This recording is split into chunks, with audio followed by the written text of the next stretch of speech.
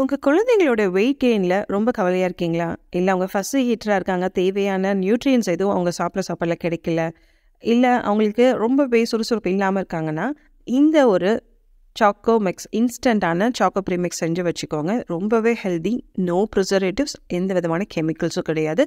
So குழந்தைங்களுக்கு ஒரு 1 வயசுக்கு மேல இருந்து இத தாராளமா நீங்க தினம் தினம் குழந்தைங்க மட்டும் இல்ல, பெரியவங்களுக்கும் இத குடுக்கலாங்க.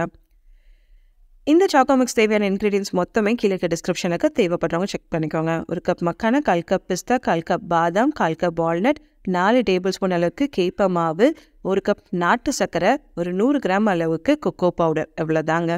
ஒரு கடாயில், அந்த கடாய் ஈரமே இல்லாமல் நல்ல சூடானதும் மீடியம் ஃப்ளேமில் வச்சுட்டு ஃபஸ்ட்டு இந்த மக்கானாவை இது தாமரைப்பூ விதைன்னு கிடைக்கும். எல்லா விதமான சூப்பர் மார்க்கெட்ஸில் கிடைக்கும். அதை 1 கப் எடுத்து ஒரு 3லேருந்து 5 நிமிஷம் அதை எடுத்து பார்த்திங்கன்னா நல்லா கிறிஸ்பாக இருக்கும். அந்த மாதிரி வறுபட்டதும் ஒரு பிளேட்டில் போட்டு ட்ரான்ஸ்ஃபர் பண்ணிவிட்டு ஆற விட்டுருங்க. இதில் நான் முந்திரி ஆட் பண்ணல. நீங்கள் தேவைப்பட்டதுன்னா ஒரு 10 முந்திரி, ரொம்ப ஆட் பண்ணாமல் ஒரு 5லேருந்து 10 முந்திரி ஆட் பண்ணிக்கலாம். தேவைப்பட்டது அப்படின்னா ஓட்ஸும் நீங்கள் ஆட் பண்ணிக்கலாம். நான் ஓட்ஸுக்கு பதிலாக கேப்ப மாவு யூஸ் பண்ணியிருக்கேங்க.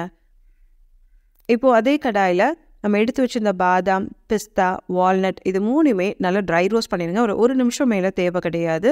இந்த பிஸ்தா மட்டும் உப்பு இல்லாமல் இருக்கணும். உப்பு இருந்தது அப்படின்னா டேஸ்ட்டுக்கு எடுத்துடும். ஸோ உப்பு இல்லாத பிஸ்தாவை கேட்டு வாங்கிட்டு இந்த 3த்தையுமே நல்லா சூடு ஏறுற அளவுக்கு வறுத்தெடுத்து அதே பிளேட்டில் ட்ரான்ஸ்ஃபர் பண்ணி ஆற விட்டுருங்க.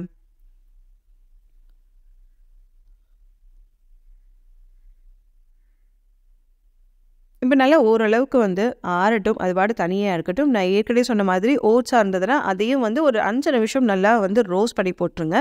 நான் ஓட்ஸுக்கு பதிலாக கேப்ப மாவு ஆட் பண்ணுறேன். 1/4 கப் அளவுக்கு, அப்படி இல்லைன்னா ஒரு 4லேருந்து 5 டேபிள் ஸ்பூன்னு கேப்ப மாவை வெறும் கடாயில் நல்லா ஹை ஃப்ளேமில் வச்சுக்கோங்க. இதை பச்சை வாசனை போகிற வரைக்கும் வறுத்தெடுத்துக்கோங்க.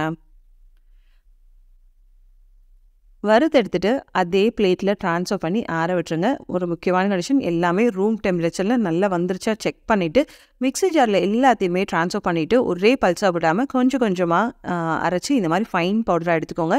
உங்களுக்கு ஃபைன் பவுடர் வரல அப்படின்னா சளிச்சிட்டு அந்த மிச்சம் அதை கொஞ்சம் பெருசு பெருசாக இருக்கிறதெல்லாம் இன்னொரு தடவை இந்த மாதிரி போட்டு நல்லா ஃபைன் பவுடராக எடுத்து அதே கடாயில் ட்ரான்ஸ்ஃபர் பண்ணிடுங்க. இது கூட 1 கப் அளவுக்கு நாட்டு சர்க்கரை, ஒரு 100 கிராம் அளவுக்கு கொக்கோ பவுடர். ஸோ நான் இங்கே யூஸ் பண்ணுறது வேக்ஃபீல்ட் கொக்கோ பவுடர். இது நல்லாவே டேஸ்ட் கொடுக்குது.